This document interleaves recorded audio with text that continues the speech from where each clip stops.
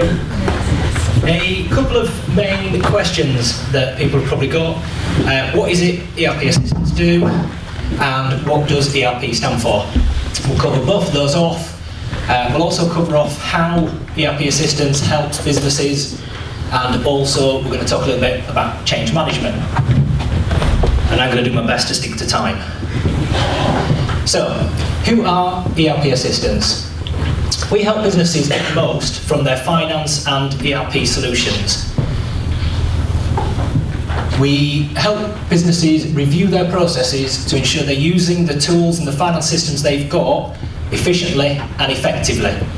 Most businesses, in fact every business, starts from small and grows to large, and they concentrate on revenue and they keep going and they push and they push, and it's great, their business grows, but they never review their processes. So if Amazon was to work like a corner shop, it wouldn't be here today. And businesses have to review that as they grow and grow. And that is where a lot of businesses fall down.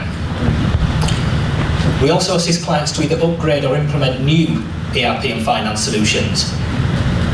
Many software providers, wrong or rightfully, compared to car salesmen.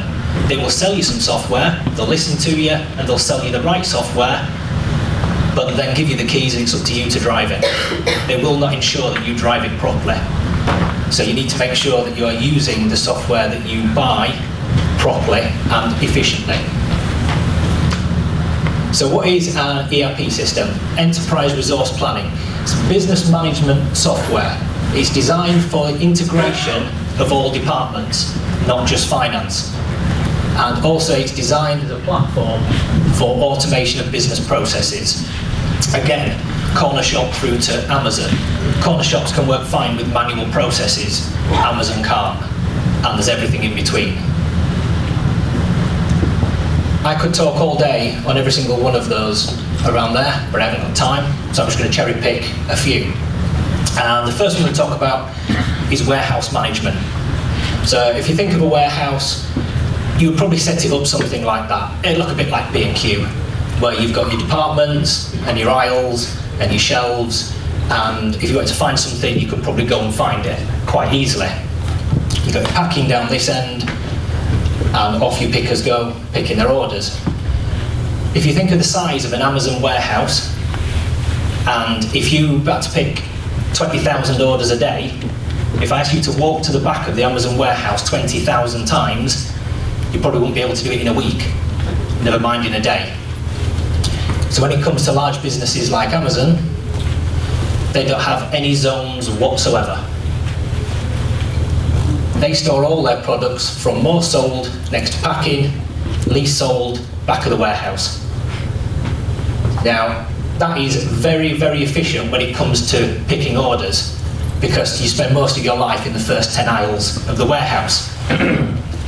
But with no zones, how the hell do you find anything? It's alright saying you've got to pick it, where do you go to pick it? Because nothing's stocked together. That's where they then bring in a digital warehouse with tools that tell you where to go and pick. Now, we've actually moved on from those devices now, and we've actually got devices that leave both hands free for picking up goods. If you can see at the back, this picture here, all it's got on it is a destination and a quantity. So it tells you the aisle, the shelf number, the bin number, and the quantity. It doesn't even tell you what you're picking. So the pickers now go to the place, scan the barcode, they do this in Argos, and it beeps, that's right, put it in the basket, off you go. So they don't even know what they're picking. As long as it goes green, job's good, move on. So moving on from warehouse management, ERP systems also help with inventory. So what should you stock in your warehouse? I'm sure lots of large businesses use employees to sit and calculate, we should buy this, we should buy that, we should buy the other. The ERP system knows your sales profile. It knows what you sell and when, it knows your seasonality.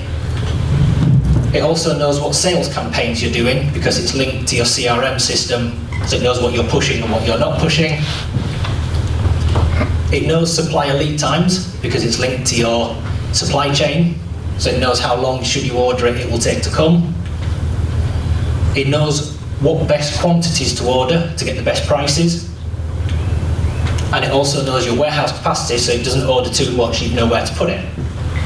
There are businesses now throughout the world that actually don't have humans in inventory management. The system just sends out purchase orders when the system knows they're ready. And it's all absolutely automated. So that's inventory management.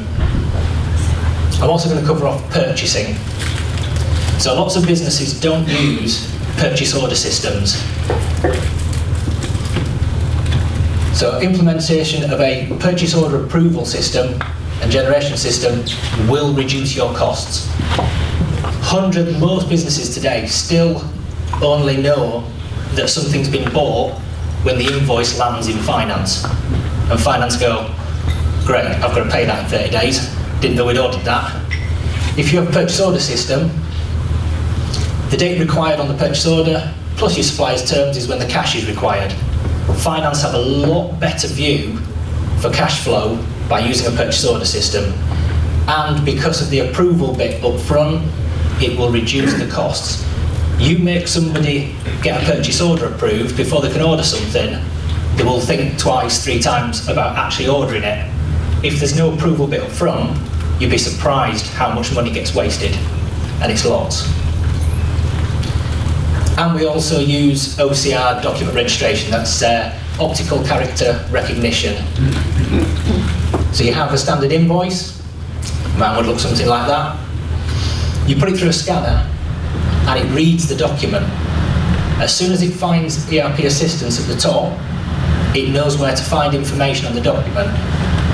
It finds the invoice date, the reference, the invoice number, and the details, matches them against the purchase order that you had approved. If it matches, it goes straight through and it's ready for payment. No human in the middle whatsoever. So once you've got that purchase order approved, as long as everything matches, the whole process today is automated, all the way through to payments. So, I'm now going to touch a little bit on change management. So, what is change management? For a change to be successful, we've got to prepare, inform, equip and support individuals that are moving through a change so that they will adopt that change. Without adoption, you don't have change. You can have the best idea in the world, unless you get people to adopt it, it's not a change. A couple of real life case studies. One that we worked with was a UK distribution business delivering ePod solution. So you've seen them all today, DPD and all the rest of them. When they come, they bring a little digital device and you sign for your parcel and off they go. In the business we were working with, this was revolutionary. They were still using paper, getting people to sign documents. The business had over 500 vehicles. Those devices are roughly £1,000 each. So you're talking £500,000 of investment just in hardware. Forget software and all the rest of it, £500,000. When we went to work with them, only 20% of those handhelds were being used. That means £400,000 was sat in cupboards collecting dust and not being used. And why not? It sounds stupid why there would be £400,000 worth of equipment sat in cupboards. And what they'd done is, they'd trained the users, the drivers, and said, this is how you use the device, off you go into the field and away you go. What they'd not been done is informed. They didn't realise that the customer receives a message with an ETA, which increases customer service. They didn't realise the customer was getting more customer service from something they were going to do. They also didn't realise that the customer would be ready when they get there. Lots of drivers were sat waiting for someone to come and offload the wagon, whereas they've had the text message, they know you're coming, you're waiting around less.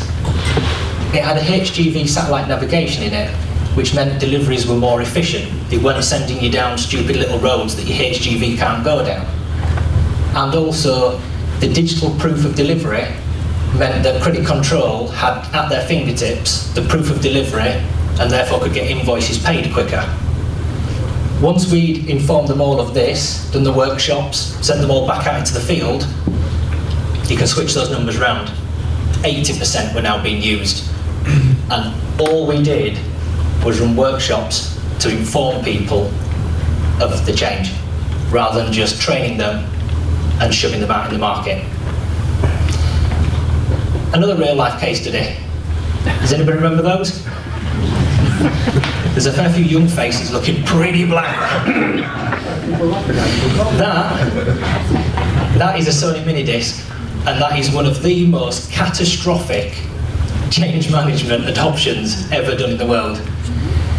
It's like a CD, but it's got a 40-second buffer, so it doesn't read continuously from the disc. It just reads 40 seconds and then plays that music to you. There's no chance of scratches because it's like a floppy disk, it's inside a plastic case. So if you ever had a scratch CD, you couldn't scratch these. And if you ever owned one of those, even though it says Walkman on the front, you had to walk around like you're in some sort of egg and spoon race. You certainly couldn't run with it because it jumped around. Now, that slide on its own, that's a fantastic invention. Absolutely brilliant. Let's look at the quick timeline. CDs were invented in 1979. Minidisc, 1986. Digital music, MP3 players, didn't come out till 1998. That means Sony had 12 years there to make that a success. But yet, we don't use them today. Sony's thought process: this product is so good, everyone's going to want to use it. Go back to the delivery devices, train the users, this is a really good solution, people will want to use it. No, they didn't. Why? Because all discs had to be manufactured by Sony. They were going to corner the market and they were going to make billions from this. All the internal drives would have to be manufactured by Sony. So if you were Hitachi, Panasonic, all the other people, you would have to buy your internal drive from Sony to put in your hi-fi to use mini discs. Basically, the whole world, from manufacturing and EMI Records and all the record labels, just basically said no. We're not going to adopt that change, we're not going to take it on. In 1998 alone, Sony still spent $30 million trying to market mini discs. Back to the timeline, that was the year MP3 players came onto the market. So it just shows, right when there was a new invention on the doorstep, Sony was still pushing at the door to the tune of $30 million to try and get their product on the market. It's change management. All they had to do was influence those people, make it easy for them, get the platform used, and everything would have taken care of itself. But instead, they went the other way, and they relied on customers pushing them to make the change. And they stood firm and it didn't work.